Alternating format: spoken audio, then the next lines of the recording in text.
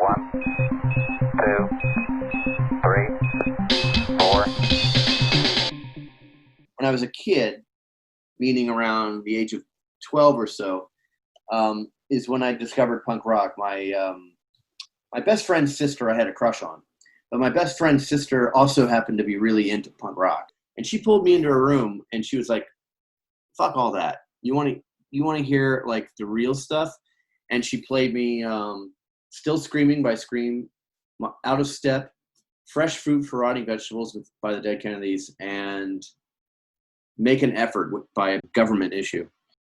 And I just sat in her room. Well, first of all, just being alone in her room with her playing records was enough to just get me to go.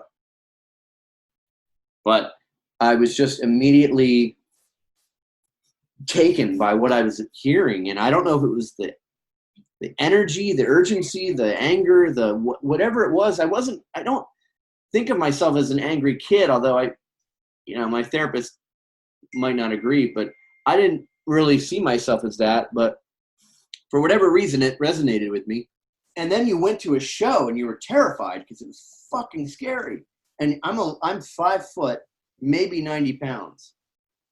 And it was terrifying, but in this way that I can't describe, that it wasn't dangerous or scary like you wanted to run away. If anything, you wanted to run towards it. And I've never forgotten that. And that changed my life.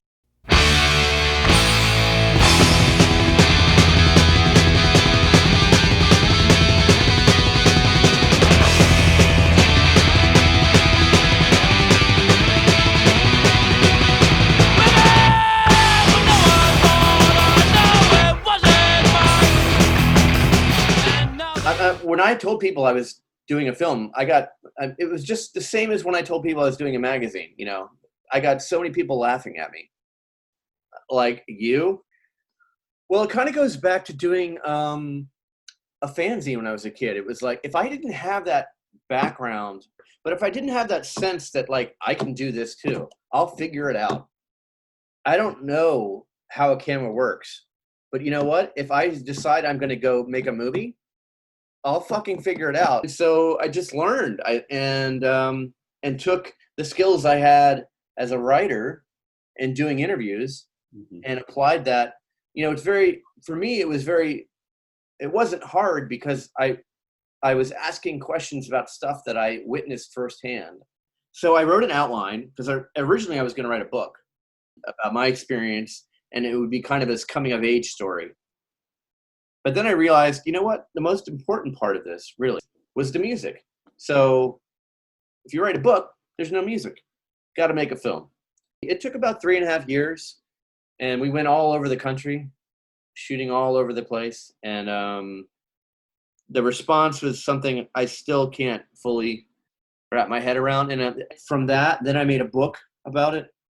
Spoke. While I was doing the book, I started working on Creem. And Creem, again, was another story that I had wanted to tell from having read it as a kid. There was a used bookstore, and they had a box of old Creams way in the back. My dad bought me like 10 of them or something. They were like 50 cents a piece or something. And they were the good one, like from the 70s. And I'm seeing pictures of like Iggy and like Alice Cooper and Lou Reed and just crazy. I can't even wrap my head around it, but it felt dangerous and weird and like I wasn't supposed to be reading it. And so I approached J.J. Kramer, who's Barry Kramer's the publisher of Creem. I approached his son, J.J., through Jan Huelski, who was the senior editor of Creem and also my senior editor. And apparently a number of different people had reached out about doing a doc on Creem. I think HBO, I think at some point was involved. And, but he just didn't really like any of he's very, as he should be, very protective of his family. And I said, this should be a warts and all story because it's kind of it's not all pretty. JJ was like, nothing's off limits.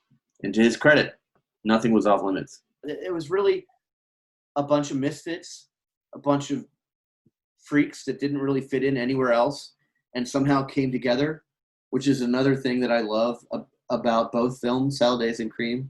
I think we all spend our lives looking for a tribe, looking for people that we can connect with, you know, on whatever level, on a spiritual, emotional, whatever level. And this Creem movie is about this. It's about people from disparate backgrounds, you know, socioeconomic backgrounds, you know, whatever it might be, but they all came together for one goal, which was to publish this magazine that at first was not successful.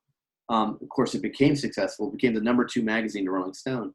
But all of that was done for the love of the music. Ultimately, it's an underdog story, and it's a story about community and about the love of music and how empowering that can be. And I think those are all things that people can relate to. I don't care how old you are.